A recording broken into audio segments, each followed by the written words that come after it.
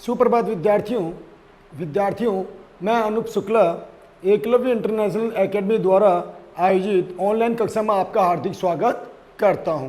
विद्यार्थियों, जैसा कि पिछली ऑनलाइन कक्षा में मैंने अव्यय पद भाग 2 अर्थात पार्ट 2 के बारे में बताया, जिसमें मैंने कुछ प्रश्नों के अर्थात प्रश्नों की सहायता से, वाक्यों की सहायता से, है ना, मैंने आपको अव्यय के बारे में समझाया। कहने का तात्पर्य है कि जो अव्यय पद जो वाक्य में आएंगे, प्रयुक्त होते हैं, तो मतलब यहाँ पे मैंने बताया था अव्यय पदों की सहायता से मैंने आपके सामने वाक्य पूर्ण किए और उसमें मैंने आपके सामने मंजूषा भी प्रस्तुत रखी, उसमें मैंने आपके सामने मंजूषा भी प्रकट की। तो आप मंजूषा की सहायता से आपने वाक्यों का निर्माण किया, ठीक है ना। तो आज मैं वही फिर से अव्यय पद प्रकरण जो है उसका पार्ट 3 जो लेके आ रहा हूं। यहां पर आपकी सामने दो तरह के प्रश्न हैं। एक मंजूषा की सहायता से वाक्यों का निर्माण करना है और एक अव्यय पदों की सहायता से वाक्यों को निर्माण करना है। तो यहाँ पे दूसरे प्रश्न में मैंने जो है अव्यय पद नहीं लिखे हैं, अर्थात मंजूषा नहीं लिखी है, ठीक है। तो हम समझेंगे कि वाकई में इसमें एक हम गैस करेंगे, हम निश्चय करेंगे कि क्या इसमें वही आएगा जो हम अव्यय पद हमने सोचा है, आपने और हमने सोचा है, ठीक है ना। तो चलते हैं वाक्यों की ओर। तो पहला प्रश्न जो है कि उचित अव्यय पदों से सुक्तियां पूर्ण करो। तो वो प्रश्न पत्र में आपके सामने सुक्ति भी आ गई। कुछ 3 प्रश्न आएंगे, 3 नंबर का टॉपिक है, ठीक है। तो आपके सामने ऐसा भी हो सकता है कि 4 प्रश्नों में से कोई 3 प्रश्न कीजिए, अव्यय पद उसमें निर्माण कीजिए, अव्यय पदों का निर्माण कीजिए। अर्थात मंजूषा अव्यय पद जो मंजूषा में दिए हुए हैं, जो वोकैबुलरी दी हुई है, अर्थात उसको आपको किस में फिल करना है, वाक्यों में, फिल इन द ब्लैंक वाले वाक्यों में। और वहां पे एक आध क्वेश्चन सुक्ति का भी आ सकता है, ठीक है। उन 3 या 4 प्रश्नों में से एक प्रश्न सुक्ति का भी आ सकता है। तो हम सुक्तियों को कैसे सुक्तियों को कैसा पूर्ण करना है, अव्यय पदों की सहायता से सुक्तियों को कैसे पूर्ण करना है, ये हम यहाँ पर पढ़ेंगे। तो देखते हैं, पहला क्वेश्चन है सत्यम जयते, ठीक है ना, सत्य की जय होती है। तो एक तो होता है सत्यम जयते, सत्य की जीत होती है। तो वाकई में क्या सत्य की ही जीत होती है? हाँ, सत्य की ही जीत होती है। तो यहाँ पर ये मंजूषा दे रखी है आपके सामने, ठीक है। 10 मंजूषा दे रखी है, 10 ये जो अव्यय पद दे रखे हैं। पहले इनके अर्थ बता देता हूं।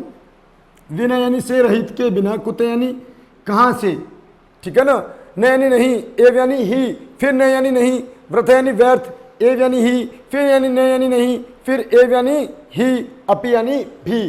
तो सिंपल सी बात है, आपके सामने मंजूषा दे रखी है। अब आपको 10 जो प्रश्न दे रखे हैं, 10 जो वाक्य दे रखे हैं, 10 जो वाक्य दे रखे हैं, सुक्ति वाक्य दे रखे हैं, उनमें आपको अव्यय पद भरना है। तो देखो कैसे बनेंगे, सत्यम जयते, तो मतलब सत्य की ही जीत होती, तो एव आ गया। फिर कल की वीडियो में मैंने, पिछले वीडियो में मैंने आपको ये बताया था कि आपके सामने अगर 4 प्रश्न आते हैं और पहला प्रश्न आपको नहीं आ रहा है, मान लो सपोज दैट कि आपको इसमें आपने सोचा सही है, लेकिन आप घबराए हुए हो कि वाकई में यही शब्द आना चाहिए क्या, यही अव्यय पद आना चाहिए क्या, तो छोड़ दो उसको एक पल के लिए। तो दूसरा, तीसरा, चौथा जो प्रश्न है उसको सोल्व करने को सोचो। अगर दूसरा और चौथा कर लिया तो बचे 2 पद अव्यय पद, तो उन दोनों में से आपको समझ में आ जाएगा कि वाकई में यही आएगा। कोई जरूरी नहीं सीक्वेंस वाइज ही करो।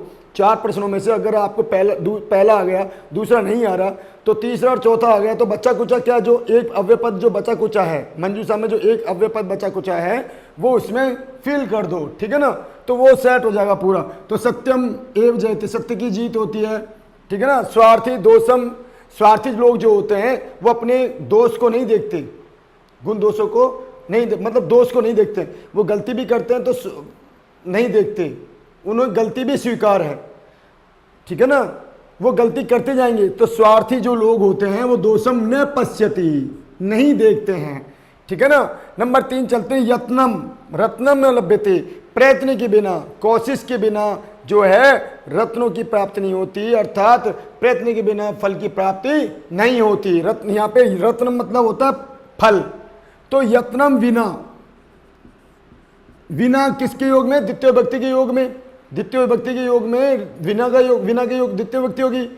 द्वितीय विभक्ति में क्या होगा, विना आएगा या आएगा, विना के योग में द्वितीय विभक्ति होती है, विना के योग में द्वितीय होती है, तो यत्नम क्या है, द्वितीय विभक्ति है, ठीक है ना। यत्नम विना रत्नम न लभ्यते। नंबर 4 चलते हैं, वृष्टि समुद्रेषु। तो वृष्टि यानी बरसात, वृष्टि यानी वर्षा, तो समुद्रों में जो है वर्षा व्यर्थ है। अगर समुद्र है, वहाँ समुद्र में अगर बरसात आ रही है तो क्या उसका लेवल बढ़ जाएगा समुद्र का? नहीं, समुद्र तो अथाह सागर है, उसके लेवल में पता नहीं चलता कि भाई अथाह सागर है, गहराई और अधिक है। तो वृथा, वृथा यानी व्यर्थ, वृथा यानी क्या होता है बच्चों, व्यर्थ। तो वृथा वृष्टि समुद्रेषु, ये सुक्तियां हैं, ये सुक्तियों को पूरा कर रहे हैं। सुक्तियों की एक लाइन, शुरुआती लाइन है, या ये सुक्तियों में क्या है, शुरुआती लाइन होती है, ठीक है ना।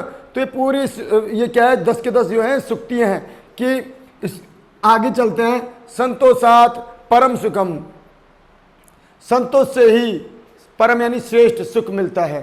संतोष से ही क्या मिलता है, परम यानी श्रेष्ठ, परम यानी क्या होता है बच्चों, श्रेष्ठ, सुखम यानी सुख। तो संतोषात एव, यहाँ पे एव आ गया। मंजूषा आपके सामने दे रखी है, लेकिन मैं बिना मंजूषा के यहाँ पर आपके सामने सॉल्व कर रहा हूँ, ठीक है। दूसरे प्रश्न में जो मंजूषा नहीं दे रखी वहां पे अपन गैस करेंगे, क्या यही आएगा। तो संतोष से ही परम सुखम, संतोष से ही क्या होता है, परम सुखम, महान सुख की प्राप्ति होती है। नंबर 4 आलस्य से विद्या, आलस्य से, ठीक है ना। आलस्य से विद्या कहाँ, आलस्य से विद्या प्राप्त नहीं होती। जो आलसी होता है उसको विद्या प्राप्त नहीं होती। कुतः, कुतः यानी कहाँ से, आलसी को विद्या कहाँ से कहने तात्पर्य है कि आलसी जो मनुष्य है उसको विद्या कहाँ से प्राप्त होगी, नहीं होगी ना। आलस तो आलसी करेगा, आलसी व्यक्ति तो आलस ही आलस में मशगूल रहेगा, गिरा रहेगा। नंबर 7 है यहाँ पर, कुर्यात अहितम कर्म, न कुर्यात अहितम कर्म, नहीं करना चाहिए अहित, किसी के अहित कर्म नहीं करना चाहिए, किसी का अहित नहीं करना चाहिए। तो कुर्यात यानी करना चाहिए, अहितम यानी अहित, कर्म यानी कर्म, किसी का अहित नहीं करना चाहिए, किसी का अहित कर्म नहीं करना चाहिए, हमेशा हितकारी कर्म ही करना चाहिए, किसी का अहित के बारे में नहीं सोचना चाहिए, ठीक है ना। तो न ही सोचना चाहिए, तो न यहाँ पे नहीं आएगा, न कुर्यात अहितम कर्म है, नहीं करना चाहिए अहित कर्म, न करना चाहिए अहित कर्म। नंबर 8 चलते हैं, सदाचारम प्राणभ्यो, ठीक है ना, रक्षितम, सदाचार से सदाचार प्राणोभ्यो रक्षितम, ठीक है ना। तो यहाँ पर अपि रक्षितम, सदाचार से प्राणों की भी रक्षा होती है, यहाँ अपि आ गया, सदाचार से प्राणों की रक्षा होती है, अच्छे आचरण से, ठीक है ना, हमारे प्राणों की भी रक्षा होती है, ठीक है ना। ईश्वर हमारी रक्षा करता है। वसुधा एव कुटुंबकम, वसुधा एव कुटुंबकम, आपने पढ़ा होगा, पृथ्वी हमारा क्या है, संपूर्ण परिवार है। देखो ना, ये पृथ्वी, संपूर्ण पृथ्वी मंडल जो है हमारा क्या है, परिवार है। कुटुंब यानी परिवार है। तो वसुधा एव कुटुंबकम, संपूर्ण जो मतलब पृथ्वी मंडल है, पृथ्वी है, धरती जो है हमारा परिवार, ये पूरी धरती हमारा परिवार है, ठीक है ना। ज्ञानेन विना पशु भी समाना, ज्ञानेन के बिना जो है पशु के समान है, ठीक है ना। ज्ञान के बिना, यत्न बिना रत्नम न लभ्यते, ज्ञान से ही ज्ञानेन बिना पशु भी समाना, ठीक है ना। तो ज्ञान के बिना पशु के समान होता है। जो ज्ञान की, अगर ज्ञान की प्राप्ति नहीं होती, हमें ज्ञान का हमें प्राप्त नहीं होता, ठीक है ना, हम ज्ञान को ग्रहण नहीं कर पाते। अगर किसी प्रकार के ज्ञान को अच्छे ज्ञान को ग्रहण नहीं कर पाते तो हम पशु के समान ही कहे जाएंगे। तो ज्ञानेन विना, तो तृतीय और द्वितीय विभक्ति में विना का योग हो गया, ठीक है ना। अब यहाँ पर मैंने दे दिया आपके सामने, ये मंजू शब्द दे रखी थी, तो ज्ञानेन विना पशु भी समाना, ठीक है। ये 10 पूरे हो गए, 100 ये सुक्तियाँ पूरी हो गई हैं। अगले प्रश्न में चलते हैं। अगला प्रश्न जो है मंजूषा से रहित है, मंजूषा इसमें नहीं दे रखी, इसमें मंजूषा नहीं दे रखी। तो लिखा हुआ है, निम्नलिखित वाक्यों को अव्यय पदों की सहायता से पूर्ण करो। तो यहाँ पे पहला प्रश्न दे रखा है, भवान तत्र चलतु, आप वहाँ चलो, तो आप भी वहाँ चलो, ये भी हो सकता है। भी क्या है, अपि यानी भी आएगा, तो यहाँ पे क्या हो जाएगा, अपि, आप भी वहाँ चलो। कहते ना हम किसी को कि भाई आप भी तो वहाँ चलो, वैसे इसका ये भवान तत्र चलतु, आप वहाँ चलो, एक सेंटेंस अगर बनाया जाए तो ऐसे भी हो सकता है, भवान तत्र चलतु, अगर उसमें without fill in the blank कोई भी है, भवान तत्र चलतु ये भी सही है, भवान अपि तत्र चलतु आप भी वहां चलो ये भी सही है। मतलब अब और ज्यादा अब क्या हो गया, भार बढ़ गया, वाक्य पे क्या बढ़ गया, भार बढ़ गया, और ज्यादा अर्थ ग्रहण युक्त हो गया। पहले वाला भी भवान तत्र चलतु ये भी अर्थ ग्रहण युक्त था, और अब और ज्यादा उस पर भार बढ़ गया। ठीक है ना। रमा सुरेखा चतुरा अस्ति, रमा सुरेखा, ठीक है ना, चतुरा अस्ति, रमा जो है, यहाँ रमा के आगे कोमा है, रमा के आगे कोमा है, रमा जो है सुरेखा के समान चतुर है। ठीक है ना। इव, रमा स्त्रीलिंग, सुरेखा स्त्रीलिंग, चतुर स्त्रीलिंग। अगर पुल्लिंग होता तो चतुर है होता। अगर मैं बोलता राम है, श्याम है, इव चतुर है अस्ति, फिर चतुर है आता। अगर पुल्लिंग होता तो चतुर है आता। यहाँ पे रमा स्त्रीलिंग, सुरेखा स्त्रीलिंग, तो जब दोनों स्त्रीलिंग करता स्त्रीलिंग तो उसकी विशेषता भी क्या होगी, स्त्रीलिंग होगी। जब विशेष से स्त्रीलिंग तो विशेषण भी क्या होगा, स्त्रीलिंग होगा। ठीक है ना। तो रमा सुरेखा इव चतुरास्ति, रमा सुरेखा के समान चतुर है, इव यानी के समान। अब यहाँ पे ले चलते हैं। अस्माकम विद्यालय पंचनवति शिक्षिका पाठयंती, हमारे विद्यालय में पंचनवति 59 मतलब 59 शिक्षक पढ़ा रहे हैं। तो हमारे विद्यालय में 59 शिक्षक पढ़ा रहे हैं, ये भी एक तरह से वाक्य पूरा हुआ, ये भी अच्छा वाक्य है। लेकिन इस पर भार अगर डाले हम, इस वाक्य पर अगर हम थोड़ा सा भार डाल दें तो क्या हो सकता है, संप्रति, इस समय हमारे विद्यालय में, तो इस समय, तो यहाँ पे संप्रति आ जाएगा, यहाँ पे क्या आ जाएगा, संप्रति आ जाएगा। यहाँ पे क्या आ जाएगा बच्चों, संप्रति हो जाएगा। इस समय हमारे विद्यालय में पंचनवति 59 शिक्षक मतलब 59 शिक्षक पढ़ा रहे हैं। पाठयंती मतलब पढ़ा रहे हैं। नेक्स्ट चलते हैं, ये थर्ड हो गया। नेक्स्ट चलते हैं। मातरम दृष्टवा, माता को दृष्टवा यानी देख करके, बालक रोदिति, बालक रो रहा है। ये भी देखो, एक मैं बता दूं आपको, माता को देख करके बालक रो रहा है, ये भी एक तरह से पूर्ण वाक्य हुआ, अच्छा वाक्य हुआ। लेकिन अगर इस पर भार डाल दिया जाए तो कैसे रो रहा है, अपन के प्रश्न कहते हैं तो ऊंचा रो रहा है, जोर से रो रहा है। माता को देख करके बालक जोर से रोता है, जोर से रो रहा है या रोता है। ठीक है ना। तो यहाँ पे क्या हो जाएगा, उच्चई, यहाँ पे क्या हो जाएगा बच्चों, उच्चई हो गया, जोर से रो रहा है। माता को देख करके बालक जोर से रो रहा है, ये भी सही है एक तरह से, ये वाक्य भी सही हुआ। और माता को देख करके बालक रो रहा है, ये भी सही हुआ वाक्य। लेकिन हमें क्या भरना है, हमें किसकी सहायता से करना है ये वाक्य पूरा, अव्यय पदों की सहायता से। हमें ये सारे वाक्य किसकी सहायता से करने हैं, अव्यय पदों की सहायता से करने हैं। ठीक है ना। त्वम आगच्छ, तुम आओ। हम कहते हैं कक्ष में हैं तो हम किसी को संकेत से बोलते हैं, उत्तिष्ठ, खड़े हो जाओ, त्वम आगच्छ, उत्तिष्ठ आगच्छ, खड़े हो जाओ और आ जाओ। ठीक है, एक तो ये हो गया। ठीक है ना। और मान लो कुछ बच्चे इंडिकेट कर रहे हैं हम फिंगर से, त्वम आगच्छ, तुम आ जाओ, तुम आओ या तुम आ जाओ। अब हमें यहाँ पर किसकी सहायता से वाक्य पूर्ण करना है, अव्यय पदों की सहायता से। तो अव्यय पदों की सहायता से तो क्या हो जाएंगे, कहाँ आना है, यहाँ आना है। तो किसको बुला रहे हैं हम, किसी थर्ड पर्सन को। ठीक है ना। तो तुम आओ, तो यहाँ पे क्या हो जाएगा, त्वम अत्र आगच्छ, तुम यहाँ आओ। ऐसे भी हो सकता है, तुम यहाँ आओ, तुम भी आओ, ऐसे भी बोल सकते हैं, अत्र या अपि, अत्र या अपि, तुम भी आओ, ये भी हो सकता है। त्वम अत्र आगच्छ, तुम यहाँ आओ, ये भी हो सकता है। अगर मंजूषा में अपि दे रखा है तो अपि भरना है, अगर मंजूषा में अत्र दे रखा है तो अत्र भरना है। अर्थात फिल इन द ब्लैंक में क्या भरना है, क्या फिल करना है, अत्र करना है, अगर मंजूषा में दे रखा है। और बिना मंजूषा के अगर हम चाहे तो अत्र भी ले सकते हैं और चाहे तो अपि भी ले सकते हैं। ठीक है ना, बिना मंजूषा के। ठीक है। नेक्स्ट चलते हैं। अहम तरन ताले तरिष्यामि, मैं तालाब में तैरूंगा। तैरूंगा मतलब भविष्य काल में, तो कब तैरूंगा, कल या परसों, जो भी है। तो स्व या परस्व, यहाँ पे क्या हो सकता है बच्चों, स्व भी हो सकता है और परस्व भी हो सकता है।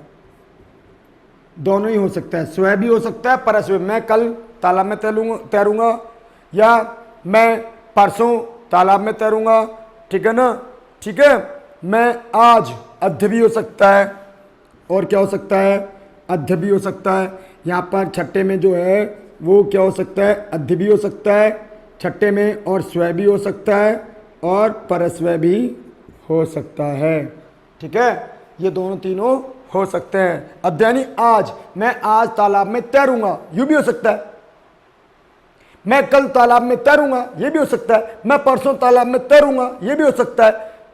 लेकिन अगर मंजूषा में अद्य दे रखा है तो अद्य भरना है, मंजूषा में स्व दे रखा है तो स्व भरना है, मंजूषा में परस्व दे रखा है तो परस्व भरना है, ठीक है। लेकिन ये अगर बिना मंजूषा के करना है तो आप अद्य भी लिख सकते हो, स्व भी लिख सकते हो, और परस्व भी लिख सकते हो। नेक्स्ट चलते हैं।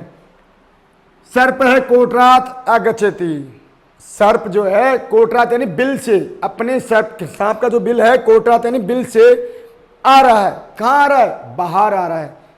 देखो सर्प जो है बिल से आ रहा है तो कहाँ आ रहा है, बाहर आ रहा है, तो बही। क्या हो जाएगा बच्चों, बही।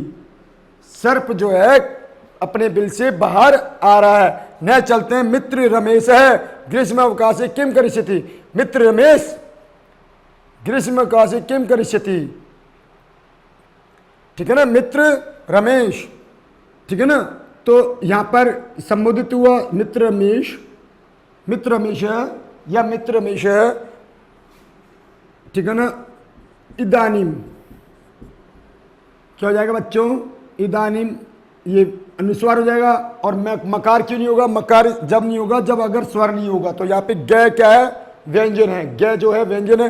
अगर ए होता, आ होता, ई होता, बड़ी ई होता, ऊ होता, बड़ा ऊ होता, तो यहाँ पे क्या हो जाता है, मकार हो जाता है। फिर अपन कैसे लिखते हैं इसको, फिर अब हम लिखते इदानीम, ऐसे लिखते।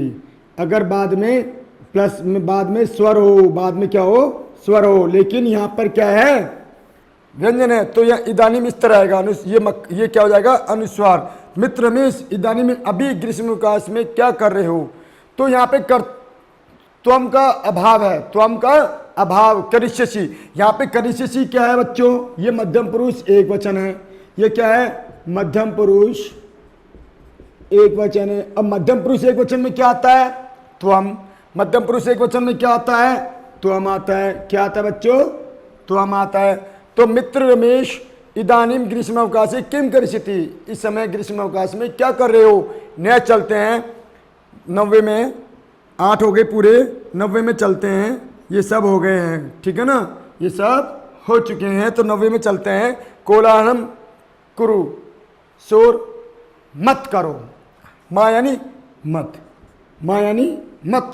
यहाँ पे माँ का मतलब होता है, माँ का मतलब होता है मत करो, ठीक है ना। कोलाहल मत करो, शोर मत करो, विवाद मत करो, विवादम न करो, विवादम न कुर्यात, विवाद नहीं करना चाहिए, ठीक है ना। एक ऐसे भी हो सकता है, विवादम न कुर्यात, विवादम स्पेस, विवादम ब्लैंक, विवादम डैश कुर्यात। तो विवादम न कुर्यात नहीं करना चाहिए, विवादम डैश कुरु, विवादम माँ कुरु। माँ भी हो सकता है, न भी हो सकता है। न कब होगा, जब कुरियात आएगा, और कुरु के साथ क्या जाएगा, माँ आ जाएगा। यहाँ पे कुरु है तो माँ आ जाएगा। कोकिल है कूजती, कोकिल जो है अब प्रश्नवाचक हो गया। कोकिल, कोयल कब कूंजती है, तो कदा।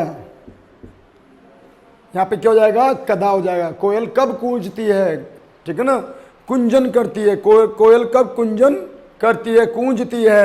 लास्ट अंत देखो, सेकंड लास्ट देखो, न्यायालय जना आगच्छन्ति गच्छन्ति। अब देखो न्यायालय में लोग आ रहे हैं, जा रहे हैं, आ रहे हैं, च अंतिम में आ जाएगा। देखो हमेशा ध्यान रखना, आगच्छन्ति च गच्छन्ति ऐसे नहीं होगा। आगच्छन्ति आ रहे हैं, च यानी और। यहाँ पे क्या जाएगा बच्चों, यहाँ पे क्या भरेंगे, ये फिल इन द ब्लैंक था, तो यहाँ पे क्या भरेंगे, च। यहाँ पे क्या जाएगा, च आ जाएगा। न्यायालय में लोग आ रहे हैं और जा रहे हैं। सबसे अंतिम, जलम बिना जीवनम नास्ति, जल के बिना जीवन नहीं हो है, जल के बिना जीवन नहीं है, जल के बिना जीवन नहीं है। ठीक है, आज ये अंतिम हो गया है अपना, हमारा जो अव्यय प्रकरण है वो पूरा हो चुका है। 3 पार्टों में हमने अव्यय प्रकरण को पढ़ाया है। ये सबसे अंतिम प्रकरण था। आशा करता हूँ आपको समझ में आया होगा। अगले वीडियो में हम किसी और टॉपिक के साथ मिलेंगे। आज के लिए इतना ही, धन्यवाद।